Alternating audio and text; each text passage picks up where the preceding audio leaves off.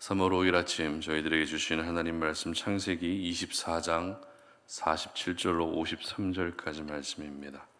내가 그에게 묻기를 네가 네 딸이냐 한즉 이르되 밀가가 나홀에게서 낳은 부두엘의 딸이라 하기로 내가 코고리를 그 코에 꿰고 손목고리를 그 손에 끼우고 내 주인 아브라함의 하나님 여호와께서 나를 바른 길로 인도하사 나의 주인의 동생의 딸을 그의 아들을 위하여 택하게 하셨으므로 내가 머리를 숙여 그에게 경배하고 찬송하였나이다.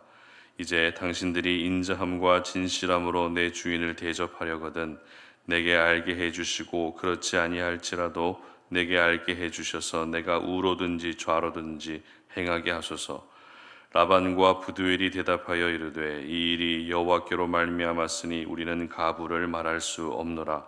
리브가가 당신 앞에 있으니 데리고 가서 여호와의 명령대로 그를 당신의 주인의 아들의 아내가 되게 하라.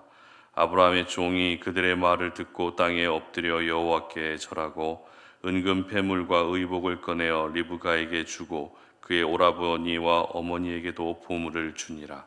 아멘. 하나님 우선의 삶을 살아야 한다라는 제목으로 오늘 아침 말씀 전합니다. 사람들은 저마다 우선으로 여기는 것들이 있습니다. 건강을 우선으로 여기는 사람은 건강 관리에 가장 신경을 쓰게 되겠죠. 그리고 사람들과의 관계를 우선으로 여기는 사람은 잠깐 만나는 사이라도 그 만남에 최선을 다하게 됩니다. 얼마 전 대통령으로 취임한 미국의 트럼프 대통령은 오직 미국을 우선으로 여기는 사람입니다.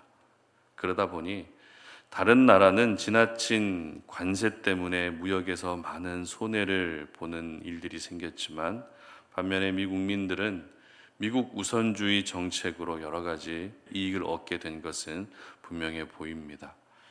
이처럼 우선으로 여기는 것이 있다면 사람들은 우선으로 여기는 그것에 더 집중하게 되는 것 같습니다.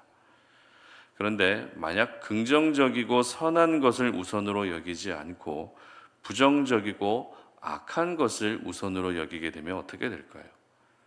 예를 들어서 남들에게 피해를 주고 사회 질서를 어지럽히는 일을 우선으로 여기게 되면 그로 인한 여러 가지 피해가 발생하게 된다는 것입니다.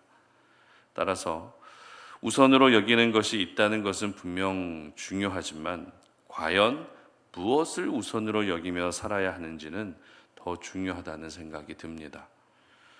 계속해서 아브라함의 종 엘리에셀이 이삭의 신부감을 찾아 나선 말씀을 우리는 계속 묵상하고 있습니다.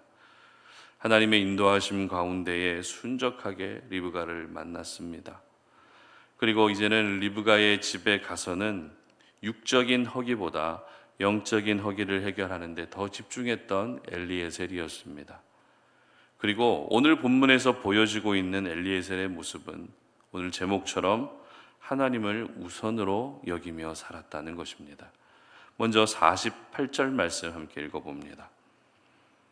내 주인 아브라함의 하나님 여호와께서 나를 바른 길로 인도하사 나의 주인의 동생의 딸을 그의 아들을 위하여 택하게 하셨으므로 내가 머리를 숙여 그에게 경배하고 찬송하였나이다. 아멘. 엘리에셀은 하나님이 하셨음을 인정하는 그런 신앙을 가진 사람이었습니다. 사실 이렇게 멀고 먼 하란까지 와서 처음으로 만난 사람이 기다리고 기다리던 여인이라면 운이 좋았다 혹은 우연이다라는 말을 하는 것이 더 자연스러울 겁니다. 그리고 이제 이삭의 신부가 될 사람을 데리고 가나안 땅으로 돌아갔을 때 주인 아브라함이 칭찬해 줄 것이기 때문에 얼마든지 나의 수고로 이 결혼이 성사될 수 있었다. 이 결혼에서 가장 기여한 바가 큰 사람이 바로 자신이었다라고 하는 이런 생각을 얼마든지 할 수 있었다는 것입니다. 그러나 엘리에셀은 내가 한 것이 아니라 하나님이 하셨음을 고백하고 있었던 것입니다. 하나님께서 길을 인도해 주셨기 때문에 이런 기적적인 만남이 이루어질 수 있었다는 것을 분명하게 고백했다는 것입니다. 이러한 고백은 하나님을 우선으로 여기는 사람이 할 수 있는 고백입니다. 하나님을 우선으로 여기지 않게 되면 자기 의를 먼저 내세우게 되죠. 자기의 수고와 공로를 조금이라도 더 드러내고 싶어 합니다. 그러나 하나님을 우선으로 여기는 사람은 반사적으로 하나님이 하셨음을 먼저 고백하게 되는 것입니다. 그리고 53절 말씀 보시기 바랍니다. 은금 패물과 의복을 꺼내어 리브가에게 주고 그의 오라버니와 어머니에게도 보물을 주니라. 아멘. 자, 이 말씀은 리브가의 부모님이 이 결혼을 허락해 주고 나서 엘리에셀이 리브가의 가족들에게 폐물을 주었다라는 말씀인데요. 결혼이 성사되면 사돈이 될 가족들에게 폐물을 주는 것은 당연합니다. 이것은 양가 사이에 지켜야 될 예의입니다. 그런 점에서 엘리에셀은 주인 아브라함을 대신해서 사돈이 될 가족들에게 할 수 있는 모든 예를 갖추고 있었던 것이죠. 그런데 폐물과 보물을 주기 직전에 먼저 엘리에셀이 어떤 행동을 하고 있는가 하면 52절 말씀 보시기 바랍니다. 아브라함의 종이 그들의 말을 듣고 땅에 엎드려 여호와께 절하고 아멘. 먼저 하나님께 엎드려 절을 했다는 것입니다. 창세기 24장의 주제는 이삭의 신부감이 될 사람을 찾는 내용입니다. 따라서 원하는 신부감을 찾았다면 결혼을 위해서 양가 간의 구체적인 일정을 의논하고 또 예를 갖추는 것이 지극히 정상적이죠. 결혼이 주제이기 때문에 결혼을 위한 진행 과정에 포커스를 맞추며 성경이 기록되어져도 전혀 이상하지 않다는 것입니다. 그러나 성경은 중간중간마다 엘리에셀이 하나님을 얼마나 의지했고 또 하나님을 얼마나 의식하고 있었는지, 하나님을 얼마나 최우선으로 여기며 있었는지를 중요한 포인트마다 이렇게 언급하고 있다는 것입니다. 이처럼 양가 사이에 선물을 주는 그 시간에도 엘리에셀은 먼저 하나님께 경배했을 정도로 하나님을 가장 우선으로 여기고 있었던 것입니다. 자, 그렇다면 하나님을 우선으로 여기는 사람을 통해서는 하나님이 어떤 일을 행하실까요? 50절 말씀 보도록 합니다. 라반과 부두엘이 대답하여 이르되 이 일이 여호와께로 말미암았으니 우리는 가부를 말할 수 없노라. 아멘. 이제는 라반과 부두엘의 입에서 하나님이 하셨다는 고백까지 나오게 하셨다는 것입니다. 여러분, 리브가의 집안이 과연 처음부터 하나님을 잘 섬기는 집안이었을까요? 그렇게 보기는 어렵습니다. 왜냐하면 리브가의 할아버지는 나홀이었는데 나홀은 아브라함과 형제 사이죠. 원래 아브라함의 집안은 우상을 섬기는 집안이었다는 것을 우리는 이미 잘 알고 있는 사실입니다.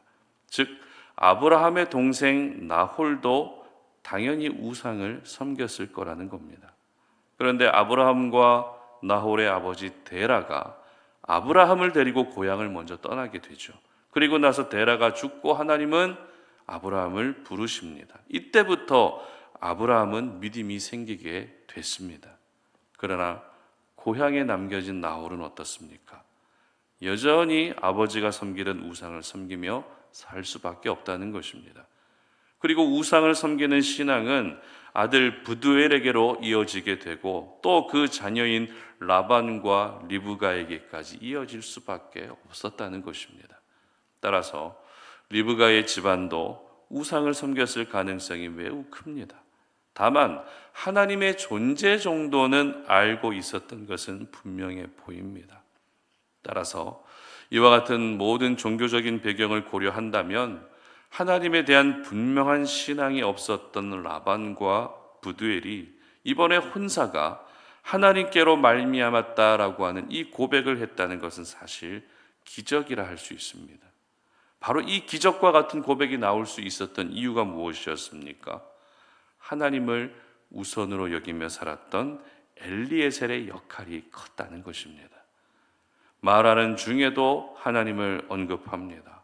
그리고 행동하는 데 있어서도 하나님께 경배했던 엘리에셀의 이 하나님 중심의 신앙, 결국 이 신앙이 리브가의 가정에도 조금씩 심어져 있었던 것입니다.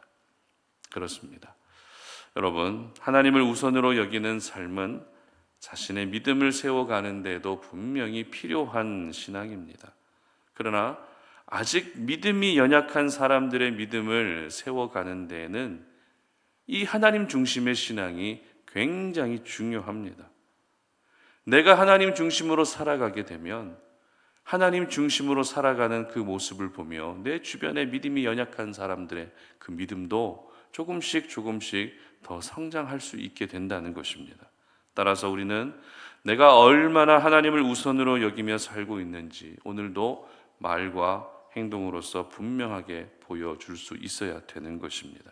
그러면 나를 통해 들려진 하나님의 이야기를 듣고 또 나를 통해 보여진 하나님을 향한 그 신앙을 보면서 믿음이 연약한 사람들이 결국 하나님의 살아계심을 인정하게 되고 또 하나님의 일하심을 고백하게 되는 것입니다. 그래서 하나님 우선의 신앙이 중요한 것입니다. 하나님 우선의 삶이 그래서 중요한 것입니다. 앞서 서두에서 말씀드렸던 것처럼 사람은 누구나 우선으로 여기는 것에 더 집중하게 됩니다. 마찬가지입니다. 우리가 하나님을 우선으로 여기며 살게 되면 하나님을 위해 내 시간을 더 드리게 됩니다. 하나님을 위해 내 마음을 더 드리게 되고 하나님을 위해 내 달란트도 드리게 되는 것입니다. 그리고 더 나아가 내 삶의 목적이 나의 성공과 행복이 아니라 하나님의 영광이 될 수밖에 없는 것입니다. 그러므로 오늘 하루를 하나님 우선으로 여러분 살 수 있었으면 좋겠습니다. 분명 내게 중요한 것들이 여러 가지가 있겠지만 그 중에서 내게 가장 중요한 것은 바로 하나님이 될 수 있었으면 좋겠습니다. 그래서 하나님을 우선으로 할 때 우리의 삶을 가장 순탄하고 순적하게 인도해 주시는 그 놀라운 은혜를 경험할 수 있으시기를 주님의 이름으로 축복합니다. 함께 기도하겠습니다. 하나님 감사합니다. 오늘도 우리가 이 아침에 하나님의 은혜를 구합니다.